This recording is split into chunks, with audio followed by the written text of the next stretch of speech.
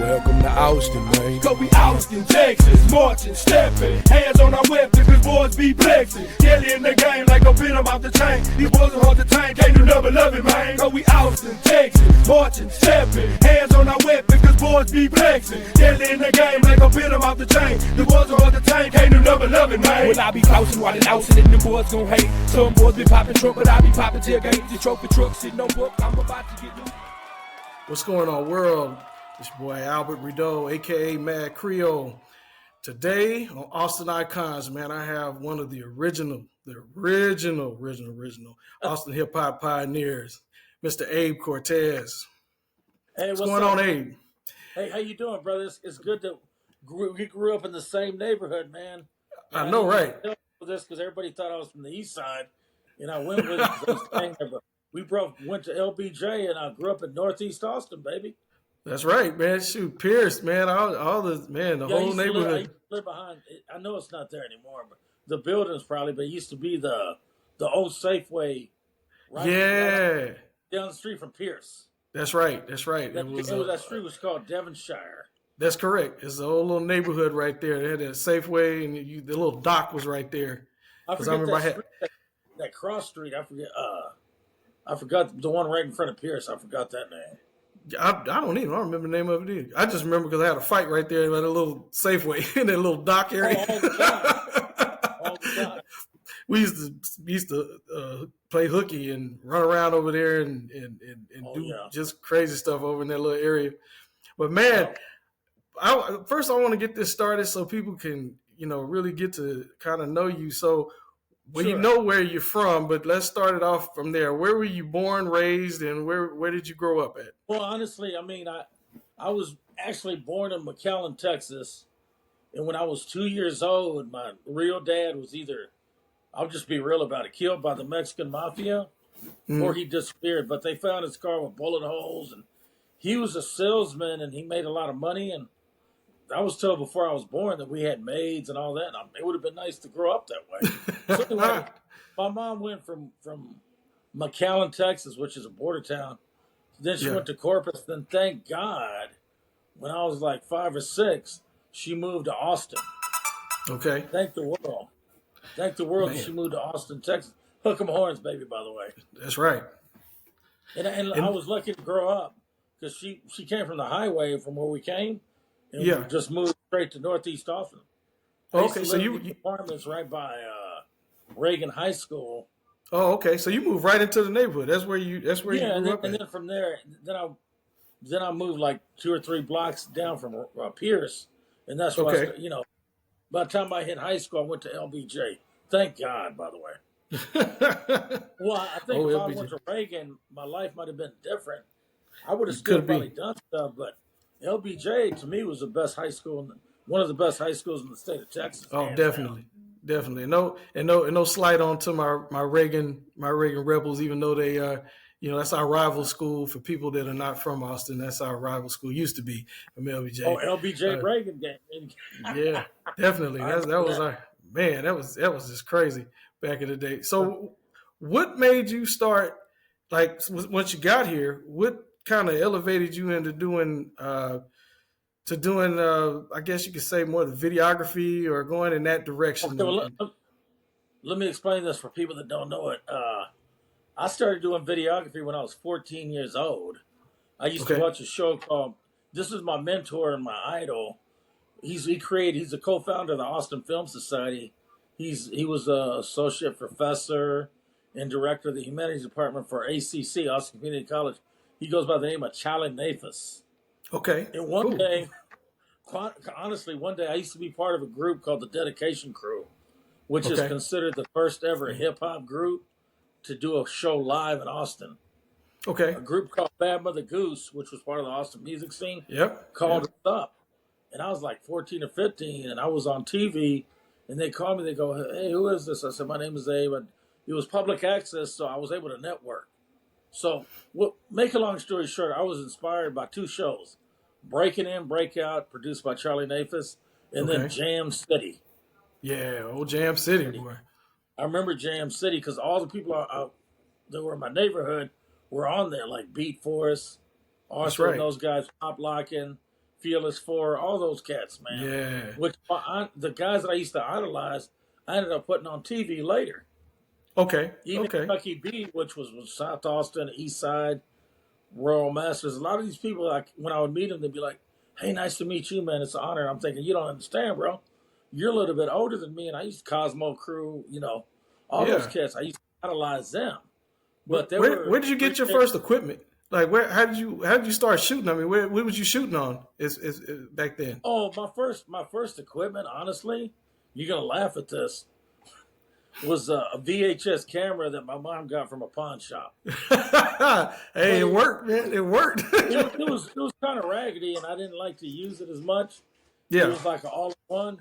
So I was able to go to ACTV when I was 15, and by the time the summer came, just before I hit 16, I got certified and started my own TV series. Gotcha. The one that people know me from as a child was called Fresh. Okay. And I would So put did you breakdance on there, graffiti on right? there. See, that's what I remember. Yeah. I remember the graffiti, and it was almost like you was going all over the east side and just and everywhere, just shooting all over, just shooting things, just random. Like frankly, when I got on ACTV, I didn't even know that one or two people were going to watch me. So once I'm on there, once I heard that all these people in my own neighborhood, because I went to Highland Mall when I was 15 years old, and my friends were like, "Hey, let's go to the mall." And I was kind of a homebody. I didn't go anywhere, so I rode the bus, and I walked into the arcade, and I had people mob me, man. I'm like, "Hey, who are y'all, man?" They go, "Wait a minute, are you stupid or something?" This dude told me, he goes, "You're on TV, man. You're like a star." I said, "No, anybody can go down to public access." right, To this day, but in their minds, they see me doing kid stuff, back then, b-boy, DJs, graffiti, art. I would do art and fashion on there. It was called Fresh. So for some people that I know it's there still, I guess, but I'm not sure. I hadn't been back to the old neighborhood in a long time. Yeah, ACTV. I wanted them to understand, like, back in those days, ACTV was like, for us, we had cable TV, and at cable, they had some kind of way they cut a deal with the cable company that they would give us 2 or 3 channels or something where they had to have like the city of Austin. See, what's crazy is a lot of people didn't know this, and I found this out because I got an award when I was 16. Yeah, 60 for best youth program. Where I had people from all the U.S. there, man. I'm like, what are you doing? They said, we're from the National Endowment of the Arts, and we're here to give money to ACTV because you guys, if you didn't know it, have the #1 public access station in the U.S. That's right. What does that mean? Oh, sir. They go, young man, you've got one of the best opportunities here because you got studios. So they were telling me a lot of places when you'd go to the little studio and that was it. You didn't get to check out equipment. Right. Yeah. They didn't have like booths and equipment, lights. Now, don't get me wrong. There was a catch to it. I found out the hard way. You check out that equipment and you break it or mess it up, you're going to be paying for it to be repaired. I was videotaping my group, dedication crew, and the motherfucking tape machine went out, and I got mad and elbowed it. Well, when I went in there, they go, "Okay, Mr. Cortez, young man, you are suspended for this amount of time, and you're going to pay us for this equipment." Oh, my gosh. So I started throwing paper routes, whatever I could do. even though you could check out the equipment, you were liable.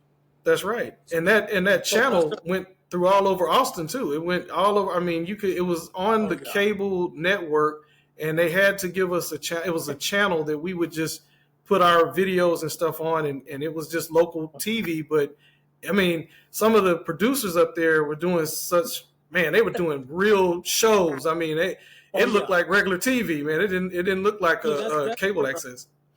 That's where a lot of the people in the community kind of got confused because you only had one cable system, so they're flipping around and they forgot it's public TV. Anybody could do it. Right. So that's why considering me a star and a celebrity, that just tripped me out because I went from being a quiet kid, somewhat outspoken, playing soccer and football, little league, to being known by the whole town. Yeah. See, that was my guy, the furniture millionaire. He called me up and he goes, "Are you Abe Cortez? Do you produce a show that my daughter watches?" I'm like, "Who the hell is this?" He goes, I'm Big O. I said, "The Big O? What's that, man?" He goes, I'm Oscar Snowden. And I had seen the commercial. Oh yeah, yeah. So I cut a deal from my mom, just for the hell of it. I cut a deal from my mom to go down there and get a new couch. Because even though we live where we live, she saved a lot to get that house. And, I don't know about everybody else. I didn't grow up with money at all. Right. And if you wanted to work, if you worked, that's when you got money.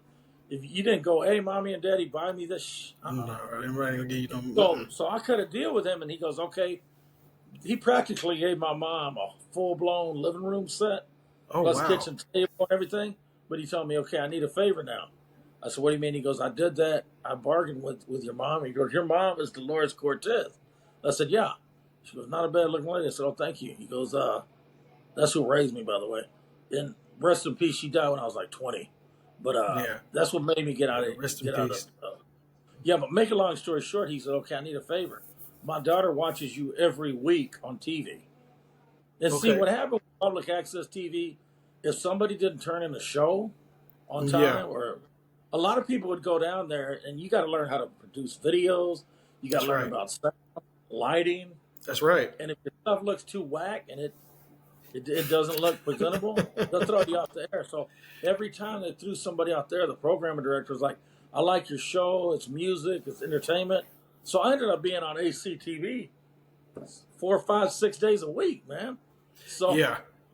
At that point, randomly, I had 1-2 days that I'd come on automatically, but then they just threw my stuff in there. So every time you turn around, I mean, those people I'd go to the store and go, hey, what's up, Swat? I mean, Powerhouse and Fresh, and so I ended up going to Oscar Snowden's house in Westlake Hills in a limo with my friends, and it was a hell of an experience.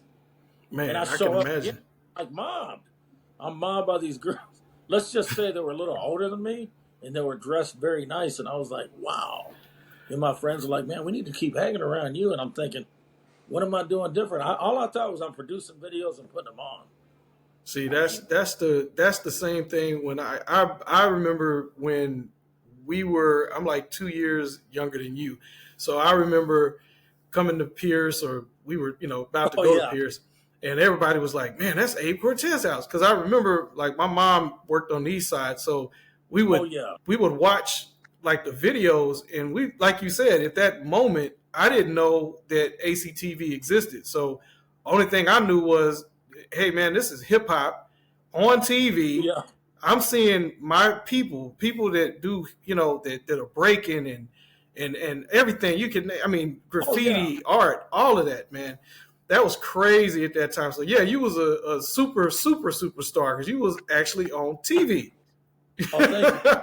Yeah, I know. It was weird because people would come to my house and I just kind of look at them, and I remember probation departments from the east side and south side, the director of the Travis County Probation Department. I think if I'd have stayed in Austin, I could have worked for him. He'd bring the worst kids, which were, unfortunately at that time, 1 white kid, 2 Latino kids, 2 African-American kids. And I mean, I'm talking, when I ended up working with them years later, it ain't no joke, man. I mean, when you talk about badass kids, I'm talking about involving drive-bys. Oh, yeah, definitely. It's as bold as writing graffiti or tagging a cop car. I mean, you name it. And I asked this dude. I love Austin. I'm like, you're in Northeast Austin. He goes, man, you got to understand, man. Can you just talk to these guys? I'm like, okay, I don't understand. They go, they watch you on TV all the time. You're into what they're doing. You walk on water. I'm like, what does that mean, sir? He goes, dude, you're pretty down to earth. I said, what? He goes, I thought you'd have a big head. I said, big head about what? The whole time I could just never understand, Albert, what these people were hyping me up about. And you were young too. And you were so young, man. You gotta think about it. You were young, man. I mean, you were very young. 14, 15, doing things. I remember on ACTV and they were telling me, hey man, you need what'd they tell me? The first time I walked in there, I was like, just turned 15. They go, hey, are you here to help Julio? And at that time, man, I ain't had a stepdad for years. Yeah. And like, no, man, I'm not here to help. Who the hell is Julio? They go, what are you here for, kid? I said, I'm here to produce. They go, and I always looked younger than I was. Even though I was 15, they thought I was 13. Right. So they're like, hey, what are you going to be doing? I said, I'm learning about public TV and how to get on here. And they laughed at me. They go, wait a minute, man, you're not going to become no producer here. I was 14.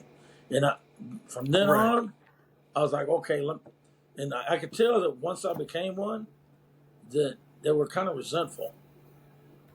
Oh, wow. Yeah, because I learned mean, you were so young doing what you were doing. Some of them didn't want me on there, man. I mean, I could never figure out. One time I just asked the people that run that place, why don't you like me? They go, honestly, because you had the opportunity that none of us had. We look at you and see what we could have been. I said, what does that mean? They go, you'll succeed. Whether you stay in this or not, you'll succeed. Yeah, But you just had a good eye. I was the type of person, you tell me I can't do something, I'll do whatever it takes, man. Well, you know what, the videos that you did were like, man, it was so man, eclectic. I mean, because I guess people don't understand back then the whole city was a little bit smaller, but it was divided. And the thing is, but when you would see those like the graffiti, and then you see guys popping and locking, and man, you just like, wait a minute, wow, that's going on here, and you wouldn't. Like you didn't know where it was. Like you'd be trying to find where the action is, where everybody's at. What's weird, man, is the place that I learned all that breakdancing and everything. I took a camera there one time, and the lighting was so bad, then I never went back with it. And I should have just asked the guy, but then I was a kid. Can I set up a light and do this? Because I actually learned about that when I was 13, going to Playland skating rink, and I would go to the very back. To the very back where they would break. That was a hangout, Right. Going from junior high school to high school, that was a hangout. I mean, even though who was the first group, like hip hop group that you can remember as far as like dancing? Who was the first dance group? Who was the first popping, locking, and the rappers that you remember? And I don't know if it was Jotty Jordan or if it was Bartholomew, but I remember seeing him at Hancock Center. The first one ever was this guy named Chucky B. from a group called the CBS Crew. And he ended up a pioneer. Rest in peace, by the way. He's been passed away. But I'll be happy to give you videos on him that I produced. Yeah, definitely. But Chucky B and this guy named Eric Castillo won a statewide tournament at Hancock Center. Okay. I mean, it was so packed that there's upper level driving on I think it's IH-35, that there was people actually coming in and parking on the highway illegally just to watch this breakdance show, because the way Hancock Center is, you can look down and see it. Right. And they did the parking lot, man, so it was packed. And then I remember getting up, like, my name is so-and-so, and they didn't have time to talk, because at that point, they're celebrities locally. Yeah. I ended up videotaping him at Austin Cablevision Studios, same place they do Jam City, and he couldn't get over how I was hyped up just to meet him, and he's like, man, I've been watching you, bro, and because only the best producers could use that studio in South Austin. The big one. Yeah, I mean, otherwise you weren't allowed to go in there, man. I know, right? I know. After being there a year or 2 years, and you produce shows, if you won an award, then they know who you are. It was a lot of stuff. I ain't gonna lie, it was very political. That's correct. It was very political. I'll get to that later on how I kind of benefited from these politicians. Well, now, after you, because when I met you officially, I mean, I had seen you, but I didn't exactly know who you were. I mean, like, I seen you and I was like, hey, that's Abe. Oh, okay. But I actually seen you in high school. And so we both went to LBJ High School. Shout out to the Jaguars. So they'll win straight again someday, man. They made it all the way, but I know, right? Man, they almost one game away from the state title. Man, that was awesome. But yeah, I remember the media room. That's where I first saw you in the media room. I do not remember the teacher. Who's the teacher for media up there? Mr. Albright, James Albright. Mr. James Albright. Yeah, man. I remember, man, that was a cool. I actually went to Vegas with him to a video convention. Oh, wow. After I graduated, he called me. He goes, look, man, you've done a lot for our thing. You put us on ACTV. And because not to brag, but it got to the point where Mr. Redeaux, principal, she's still around. I think she just passed away, actually. Rest in peace to her, too. Rest in peace, man. One hell of a lady, man. Oh, she definitely. Came to me and goes, hey, I don't want to embarrass you or put you on your quiet kid, but everybody in the school knows you're on ACTV. I said, okay. She goes, that's good for our school, and thank you for mentioning it, because I would go on after a while, and I just mentioned Northeast Austin LBJ every time I could. I wanted to build stuff. So anyway, she ended, while I was still in high school, she would put videos around the school, which I ain't gonna lie, man. Any production I did, she made me feel good.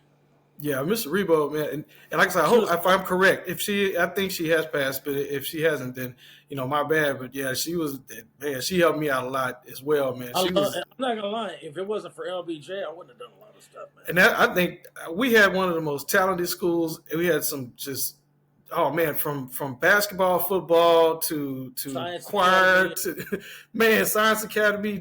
Our band was sick. I mean, we just had the best. Yeah. too much talent, way too much talent. We had a lot of talent in that school, and so after LBJ, I mean that, and we can get into moving into that. So I remember later in life, once you graduated, we was talking about that. What happened next after you got out of high school?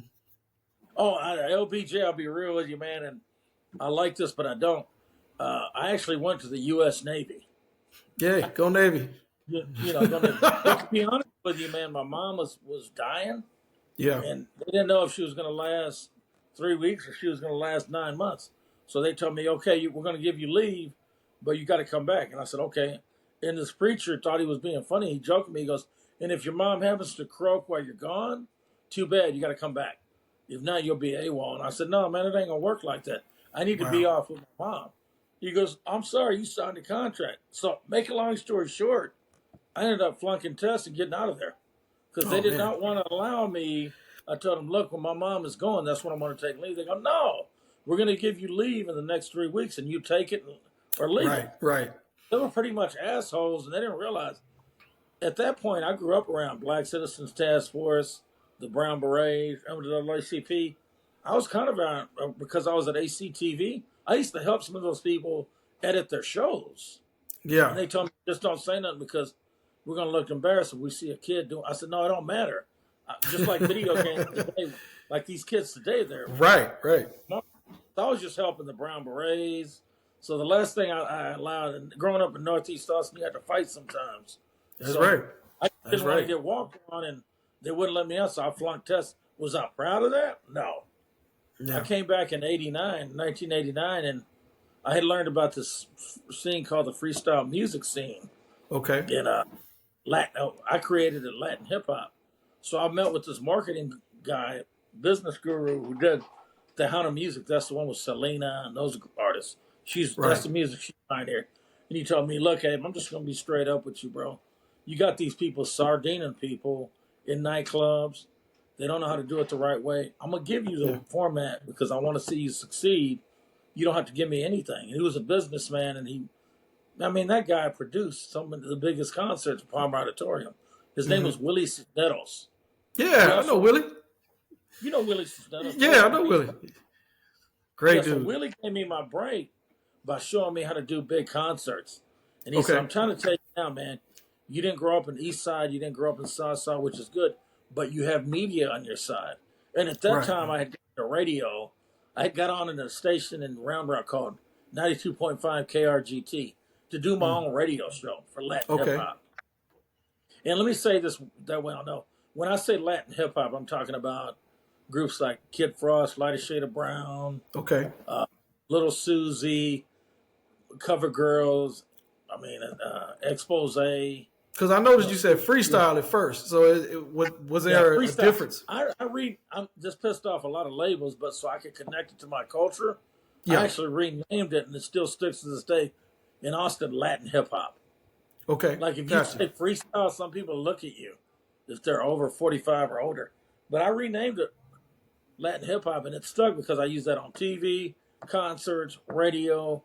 I ended up doing a teen club called Club Miami. But what's weird is I grow up around the Latino community or Chicano community, Mexican community. I grew up in East Austin. Don't get me wrong, some of my friends that I used to break dance with and the first rappers to ever perform, and I think it was 1984, was a group called Dedication Crew. Yeah. Which, unfortunately, all those guys have passed away. You know? Yeah. I didn't know that. Wow. DJ Dinky D used to hang around us. Dinky. Oh, Dink. Yeah, man. Yeah, I'm going to get Dinky on here, man. DJ MC Dub, Daniel Ibarra, and his brother, and Perry Walker. He used to break dance and pop. But I remember they got him one time on 6th Street, and when he was doing a King Tut, they cuffed him. Yeah. That's when the cops were arresting people for breakdancing. I thought that was the dumbest thing in the world. They called it inciting a crowd and causing a riot or some shit. What they gonna do? They took the boards and stuff, the cardboards, and put it in the cop car with them. That's crazy. Yeah, so what was I talking about? Like the hip hop scene, or the hip hop scene, Latin hip hop. We was on Latin hip hop. Well, yeah, Latin hip hop. So basically, Willie told me what to do, and quite frankly, I did my first big concert back in like 1991 at Parque Saragossa, which is a park now in East Austin behind Estrada's Cleaners. And then the following year, from like 92 until I left, I did super shows for Latin hip hop because I remember going to a show at this place called Club Excess. Yeah. I paid to get in there, and people are like, hey, how you doing, brother? And to be honest with you, man, I really didn't vibe with the local promoters because I was from Northeast Austin, and they were from South Austin, East Side. And then they want to let me in their little clique. Right. When I'm coming to me, they go, wait a minute, man, we've been sitting up here clowning you, and we don't know you, but I turn on the fucking channel, and you're on TV, and then I put it on the radio, and you're on the radio. What are you doing? I said, dude, I'm using media to promote what you guys are trying to do. They go, what do you mean trying to do? I said, look, man, I'm doing this thing at Parque Saragossa. I'm going to get at least 1,000 people. He goes, dude, we don't even get 400 in the club. I said, okay. Well, honestly, man, I took their little scene and I elevated it. Because I will give them props. Turntable Records and my shout out Turntable.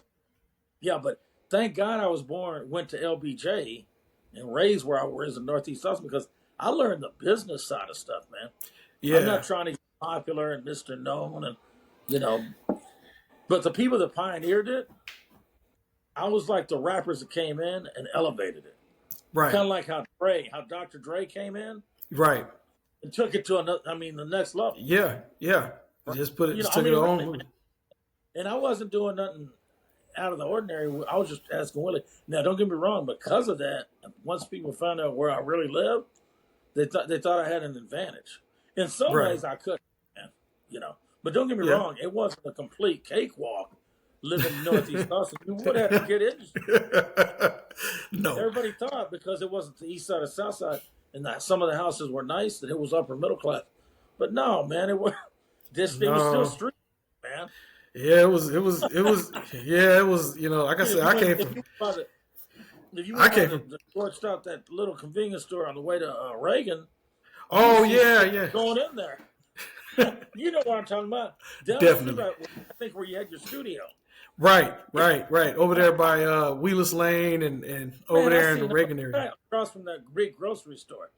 Man, yeah. Shit there all the time, dude. Man, that's the thing about that. I forgot, what is that little store? Remember that little game room they used to have right there by Reagan? It was across the street from Reagan. Oh, man, yeah. Oh man, later, that was crazy.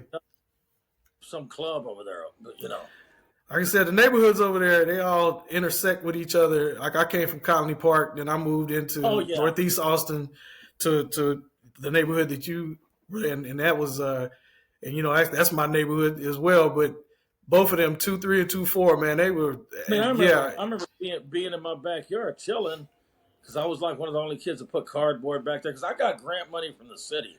Okay. They approached me and they go, okay, wait a minute, man.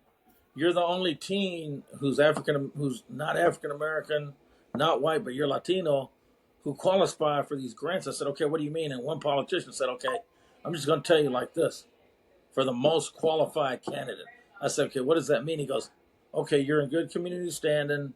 You're doing good in school. You don't have a criminal record. I said, what's your point? They go, you're the only one who qualifies for this. Right. I said, okay, those grants. And it was the parks department that had cultural contracts.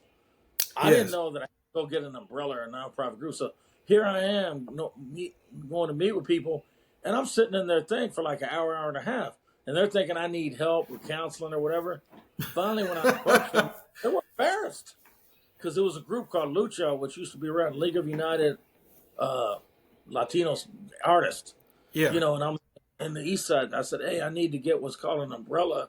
You guys are a 501c3 nonprofit. They go, yeah, we thought you were here. I said, you assume, man. I would run into that all the time, Albert. Where they assume, and I'm sitting there. It got to the point where my mentor was the council member Gus Garcia. I don't know if he's alive or not. Mr. Garcia. And shout out to he him opened too. a lot of doors, and he would send me to different areas and say, "You got this money here. You got this. You got these grants, so you qualify." Abe. And I'd go there, and I had to tell him, "Hey, man, can you drop a line, bro, so I'm not sitting around and waiting?" He goes, "For what?" I said, "So the receptionists don't blow me off and assume I'm there as a for probation or something." Right. In other words, I want them to tell you you're a producer. I said, "Please, man." But I never will forget getting a runaround from some people that are a little bit lighter than me who just resented the hell out of that. Right. But a couple of people looked at me and they go, "Okay, let me ask you this." Like police who pulled us over unfairly, they go, all the "Okay, time. kid, where do you live at? Where do you live?" I said, "I live in Northeast Austin." They go, "Oh, shit." They go. And at that time, there were a lot of successful, like Gus Garcia. I went to high school and elementary school with his son. Right. I remember that. So, and make a long story short, they were like, "Okay, so you're not from East Side of Southside. You're not gang involved." I said, "No, I'm not a bitch or, somebody you can run over, but I'm not in." I said, "I'm busy doing media stuff." They go, "What do you mean media stuff?" And the Hispanic officer came on the bike. He goes, "I want to see if you need back." He goes, "Wait a minute, this kid's on TV." So they let me go. But I got tired of their attitudes, man, and harassing people. I did speak about that on public access TV. Some of them didn't like it. Yeah, back then, APD was and they still, like you said, all organizations aren't bad or good. It just depends on the people that work there, funny. And shout out to APD. Okay, I'll say this right now, and I got to say this. Years after I, got into Latin hip hop, and I got put on this thing called the Mayor's Task Force on Gang Crime and Drugs because gang crime and drugs. Because at one point, Austin with the Latinos was out of control with gangs. Man. Yeah. Oh, it was. I mean, completely Latin Kings, all those guys. Man, it was a lot of gangs. So it's funny because two white officers, Pakowski and Henley, are the ones who beat up my friend behind my house at the Safeway, and I ran and got help from the community. So when they were coming in the thing, they go, "Oh," and they put them on a program to go out and work the community as part of their little state officer. And I remember them walking in, and I looked at them, and I said, no, I ain't doing this. Nope. And the mayor's like, "Mr. Cortez, you're an honorary member of our committee. What's wrong?" I said, "I don't want to work with these two officers." And then I looked at him, and I said, "Is your name Protowski and Henley?" They go, "Yeah, how do we know you?" I said, "You know how you know me? You beat the shit out of my friends in front of me." Wow. A day before I graduated from LBJ High School in 1985. Man. And they both turned red as a motherfucking tomato, stood there with them. I said, "Yeah, so if they don't leave, I'm leaving." So I started to walk out with half the committee, and they looked at me, and I never will forget that, man. That as I'm leaving, they go, "Man, we never thought one incident that we did would come back." I'm like, "Yeah, you never thought that the kids that you were beating the hell out of were going to come back on you." So, like you said, let's just say I had to bring up a lot of crap, man. APD was a trip, man. Back me personally, I got robbed by APD. But now we were robbing people too. Hey, we weren't doing good things either. We were robbing folks too, but they would rob us, which is crazy. But that's just kind of the way, it kind of worked itself out. I mean, you know what I'm saying? I don't want you to think, Albert, that I'm not. I like police. I respect what they do. They put their life on the line. Oh, definitely. Man, I'm sorry. I've seen them pull people over and just jack them out the cars. And you know what? I've seen good. I've seen bad. Northeast Austin, man. Yeah, there was good and there was bad. I've seen some officers that are just wonderful people and will help you in any kind of situation. And then you have what you have. You know what I mean? You never gonna have all of them that can't be good. It's just not gonna work. And the ones that were bad back in those days, they really were bad. But don't get me wrong. I found out the hard way, Albert, that I put them on blast on ACTV. And for a period of time, I was getting pulled over for no reason. And I finally asked what's going on here. They go, "It's a guy I went to school with at LBJ. Said, Abe, you put some crap on TV about us. A lot of people watch you. Remove that." So I removed it, and they stopped pulling me over. Yeah, they were their own. In some thoughts, they were like their own little gang. Yeah, they were like the bigger gang than everybody else's gang. So when I've seen that stuff recently about hands up. I can relate to all that crap. Oh, man. Definitely. That's something I thought, especially when I grew up. I didn't know until I got out of Austin that I thought that was just here. I had no idea that was going on everywhere. That's crazy, man. That was crazy just to realize that people were, that was happening all over the world. And speaking of that, so now you're not in Austin anymore. When did you leave Austin? And why did you leave Austin? My mom passed away like in 1989, 1990. And I lived in my house and took over the payments and all that for her till 1995, man. And then I just got out of there, man. Quite frankly, when I left town, I left the whole Latin hip hop scene wide open. Yeah. I tried to get some people in there, and then about 10 plus years ago, DJ Wiz got into it, promoting concerts. Mm-hmm. And way before that, probably close to 20 years ago, this guy named Brown Boy James. Yeah, Shout out to Brown Boy. What's up to DJ Wiz? You can catch him on every Tuesday on KZI from 10 to midnight. That's it. He's on Latin hip hop show on FM right now. Shout out to Wiz and Tootie Q. Should have seen him in decades, man. Old Tootie, man. Yeah, I remember. Honestly, I'll just say this, and he might get mad looking at this, but I got to be real. I remember I did the last Latin hip hop event at Aquafest. I don't know how long Aquafest lasted. I did it in 1994 before I left town. Okay. And Police Ice, which was a police officer, hooked that up because I helped him put videos on. Mark Gill, Police Ice. That's right. Shout out to Police Ice. He used to rap. And actually could rap good too. Yeah, he was like, "Say yes to your future." Yeah, man. He had them kids. Hey, he had some kids. Hey, he actually did really good, man. I mean, he was in a lot of the schools. Yeah, he's very good. They kind of hated on him, but he took it to another level. But anyway, he hooked me up with some people. He goes, Abe, you've done a lot with the Latin hip hop scene, and you've done good stuff. So I remember bringing in Stephanie Bennett, who's still going now, Giggles, and Tootie Q had his own singing group. And he goes, "Hey, Mr. Cortez, Tootie Q was a Latin hip hop freestyle artist."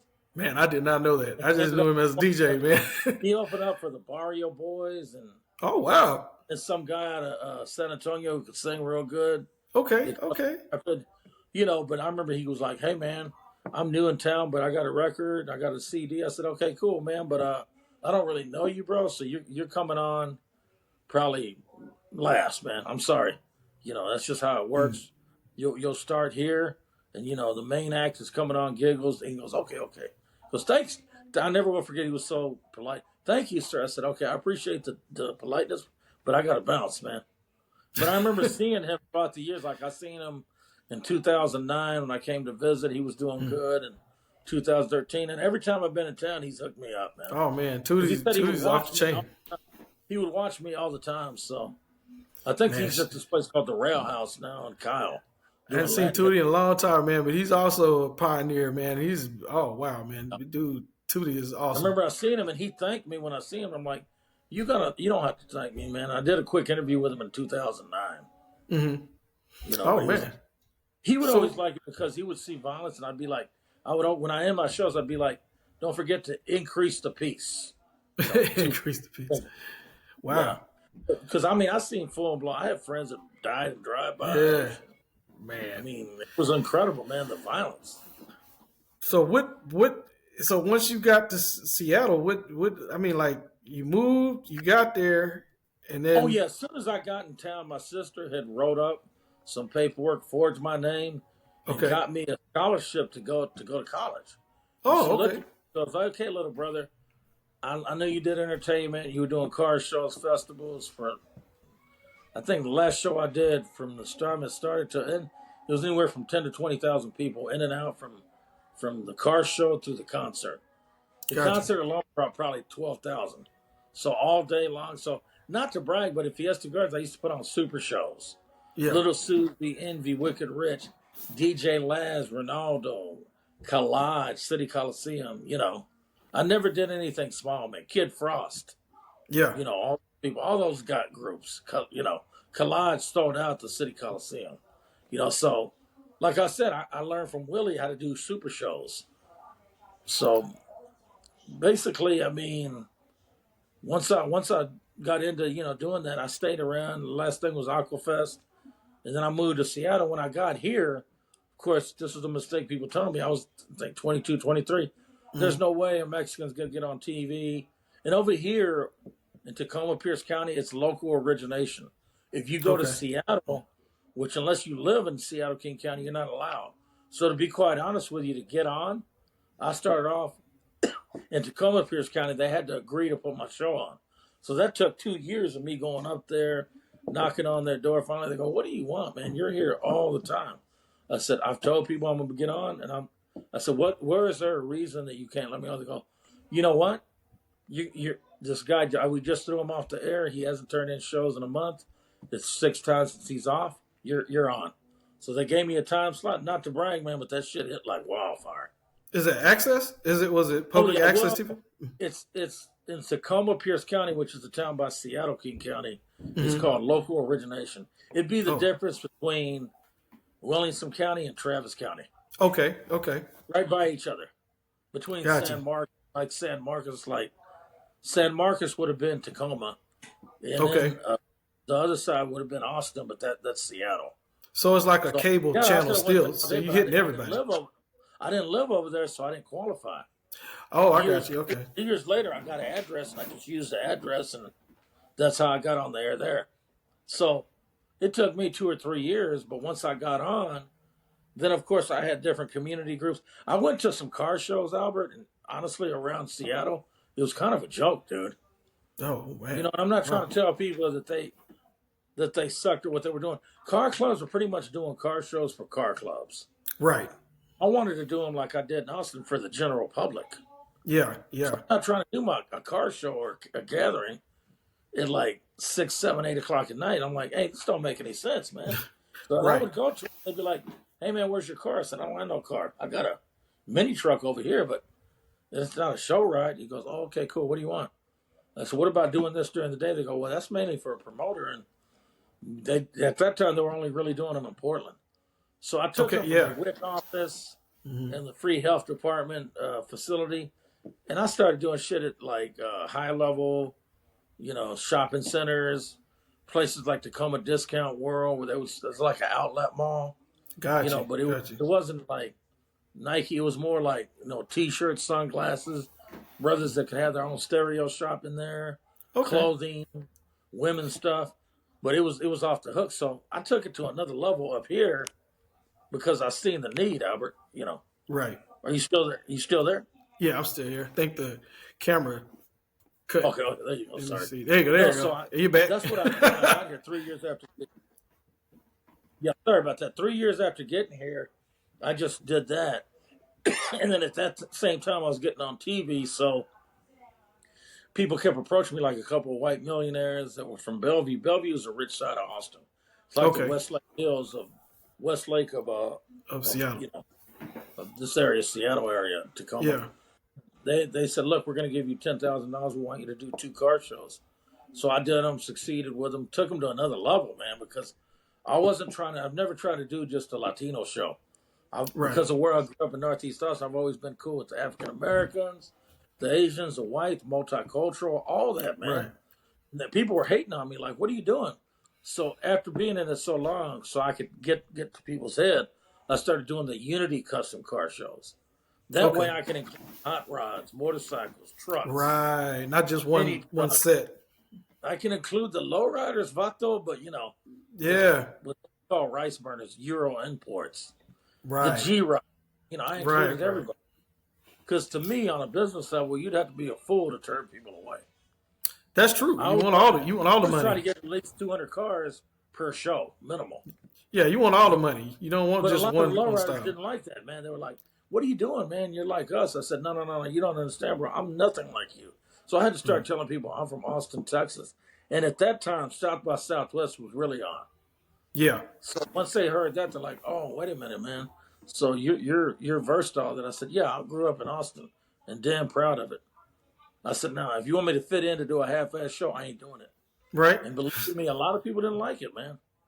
Well, I can believe that. Well, I did Powerhouse and Fresh when I was in Austin, but over here I had to do this because I can only get funding and sponsors if I did a Latino show. So I had to do Suave Suavecito, which that was a show that I did towards the end when I ran Club Miami. I used to have a show where it was like Jam City, where I videotaped teenagers dancing and hosting. Okay. But it was called Suave TV. So that's the same thing I did over here, man. Gotcha. Yeah. So what are you doing currently? So now we almost. Currently I work under contract for the feds. You know, Mm-hmm. and I've always done social work from the minute I got here to going to school, to MCing events for probation departments and mandated parenting classes, shit like that. I've always been in social service somehow, because Austin is kind of like that. You're really involved in your community if you're involved, man. Right. So I've always done social service, and right now I'm actually working with some guys, Bruce and those guys, to try to plan a good show back in Austin, because that's my hometown. Yeah. Longhorns, baby. Yeah, get them Longhorns popping out there like that. Yeah, because I know Bruce. Next year, they might take it next year.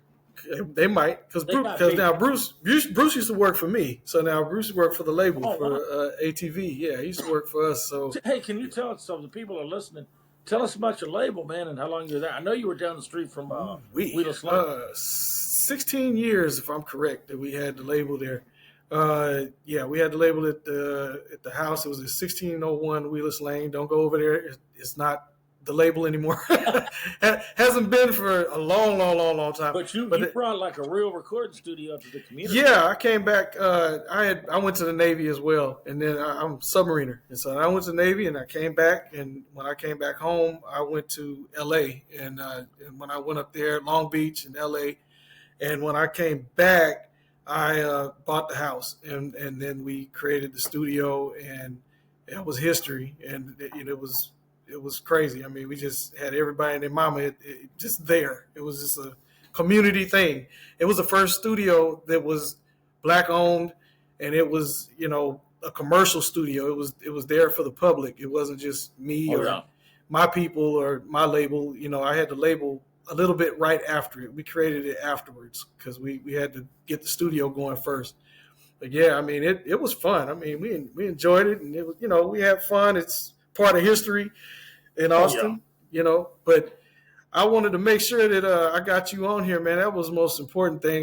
You were my first guest because, like I told everybody else, man, you the first thing that I could remember when I think of hip hop in Austin. There's only two things that pop in my mind. The first two things are KZI and you. Oh, yeah. Both of you are the beginning to me, because I remember KZI was like a pirate radio, man. It would only play hip hop like for an hour on the weekend or something. I mean, it was crazy. You talking about the Jabari Warfield? Right, Jabari. There you go. Yeah, man. Shout out to Jabari. I mean, that's what I'm saying. Like, people don't really understand, man. Like, the hip hop, we had like an hour, literally. Like, and this is like, I don't know if you remember Special K. Yeah, Special K. Yeah, Special K. He was the host of Jam City. Jam City was it. If you didn't know what Jam City is, man, if you ain't from Austin, Jam City was like Soul Train. But it was local, and it was like the greatest thing on the planet. I mean, everybody would go home and watch this thing. It was really well produced. It was. It really looked like a regular show. I mean, it was kids in the neighborhood. They were all dancing and everything, but it was very well shot, and it looked really nice, man. I mean, it was cool, and like you would see your friends on there, man. I would see my friends from the neighborhood on there and be like, "Man, how'd you get on there, man? Hey, man, just come to the studio." I'm like, "Oh, okay." Oh, yeah. But Austin was such an eclectic place. I don't think I love being from here. More people, they think of rock and country and blues, but hip hop was definitely an influence on everything that moved when in the 70s and when it went to the 80s. I mean, and then KZI, like I said, that was the only radio station we had. I remember besides Dedication Crew, I remember the Def MCs. Def MCs, I do remember them. Then later on, of course, came Project Crew, and Casanova, DJ Cass, man. I remember Papa Chuck and Quince. That's right, Papa Chuck and Quince, and that's my goal. I'm gonna try to get all those guys on here because, again, I just feel like Austin icons, because that's what they are. They are originals, man. They, a lot of us, we started out like I was telling you, like I was in a band. I was actually playing in a band as a kid. I was 13, 12 years old, touring with my cousins, playing in Tejano and blues and R&B groups. You probably played on 6th Street. Yeah, I played on 6th Street. Definitely did. Sneaking into like, I forget what club it was, man, but I remember seeing breakdancing in there, and they put a guy popping and rapping. And oh, definitely, yeah. I wasn't allowed to go in there. I was only like 15 or 16, and finally I figured out, wait a minute, I figured out a way because I was at ACTV, and this guy said, "Hey, man, I got this thing with this group called the World Class Wrecking Crew and Nia Peoples. You work as a camera." I said, "Nia Peoples World." I said, "You mean that group that said, you must allow me, Lonzo, to turn off all." That's right. That's right. So I went to this thing, and they go, all I want you to do, Abe, is be a cameraman. And I remember seeing that, and I'm like, man, I need to do one of my own like this. Yeah. I remember going backstage and with the DJs. I think, the Raw Bass and DJ Easy were there. Yeah. And I never will forget. I'm like, what do you think about this? They go, cool. Who are you, man? So I got this camera. He goes, and I remember they go, so do you need to get a degree to promote this? He goes, no, you know what you need to get? This. I said, what's that? They go, money. Yeah. They go, if you want to bring groups out, you want to do, your degree is in your money and how good of a promoter you are. And if you can put this on, I mean, that shit was packed. Man, I remember seeing Fat Boys. People I grew up around, and word got out that I put that on, and I said, no, man, I ain't gonna lie. It was Nia Peoples, World Class Wrecking Crew, a bunch of names. I remember Fat Boys came down with who I can't remember who they what's the big dudes? Oh man, remember if I take you home? Full Force. Full Force, man. They came down with Fat Boys and the dudes that did the Pee Wee Herman. You remember Liberty Lunch? Yeah. I performed Liberty Lunch. On TV. I remember my friends, they were mad at me. I was doing stuff with a female. I'm a young kid, and I was late, but I ended up getting there, and we ended up seeing Run DMC perform. And I told them, hey, man, what kind of balls do you guys have? They go, a lot. Why? I said, the stage manager was like, hey, man, you seem pretty cool, blah, blah, blah. I said, cool. And I remember going backstage just to get their autograph. And they looked at me, they go, dang. They were like, we're from New York and all this. And I never will forget shaking their hands and giving them a dap and meeting them, man. They were such a big, and my friends, man, to this day, the first Latino rapper, Daniel Ibarra, who lived down the street from me. I remember he was so inspired, man. And he looked at me. He goes, you know what, Abe? I hate the way you, and he would call ha and he. I would network a lot. He goes, but the fact that you gave me an autograph from them, and he took the records and everything to autograph, he goes, I'm never going to say nothing about you doing that again, bro. I don't care where we go and who you talk to. Because it was a dream for him to meet them. But he was too shy. Was that when they came down and performed at KZI? In the front, in the parking lot? Or was that later? I think when they performed at KZI, that was later because this was like a one-time show with some other groups at this place called Liberty Lunch. Gotcha. Yeah. I remember that. I remember having a can go on. I having a can go on, and the stage manager's like, "Hey, I like your blue suede shoes and can go." I'm like, "Yeah, I do a show," and I quite frankly, the city would hook me up with grants. So I saved my money, went to Harlem Mall, and got gear. Well, that's what I'm talking about. Hey man, you gotta get fresh, man. Can't walk around here. The suede Adidas. Yeah.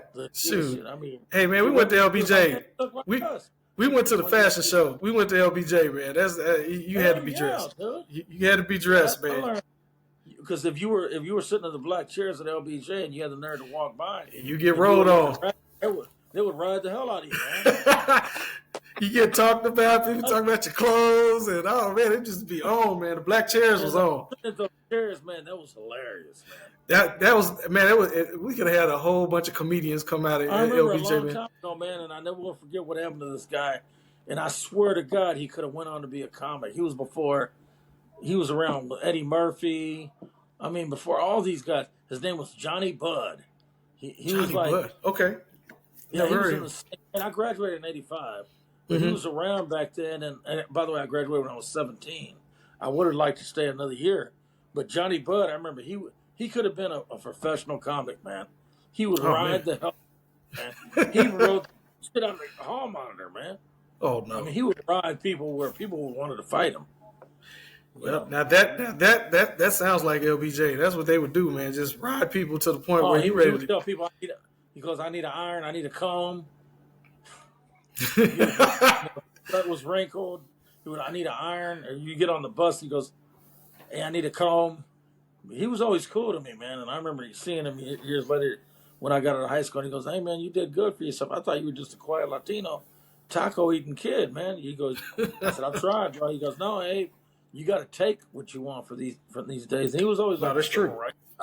Oh, yeah, definitely. He goes, you stepped up the game, bro, because I tell my family I know him. I said, man, you can. And I always would tell him, you can succeed. He goes, oh, I don't know if I get that opportunity. But in my mind, man, he's funnier than the comics today. I remember laughing so hard I was crying, man. Well, somebody else getting rode on didn't like it, but he was funny, man. Well, we're going to stop it and wrap it up. But I tell you what, man, this is an honor, and I'm so happy that I got to get you on here, man. And like I said, it's something that I've been meaning to do, and it popped in my head. I said, man, you know what? I'm gonna start this podcast, and the first person I'm gonna put on here is Abe, and then I'm gonna go get the rest. I'm gonna get the rest of these cats on here too. But you had to be first. Hopefully, I'll see you in the summer, and I'll be able to interview you, man. You know. Oh, hey, I don't do interviews. Good. I'm just messing with you. I definitely, man. I do. Man, but I really appreciate you coming on, man. And like I said, it's an honor, and we'll be seeing some stuff coming up soon, because I know Bruce and you are trying to get this car show going up here in Austin. Yep. So it'll be nice to see everything going and get some people out there and have some fun. Go LBJ High School, man. You know it, man. But, man, it was nice for you to come through, man. I'm going to talk to you later, all right? All right, man. Peace.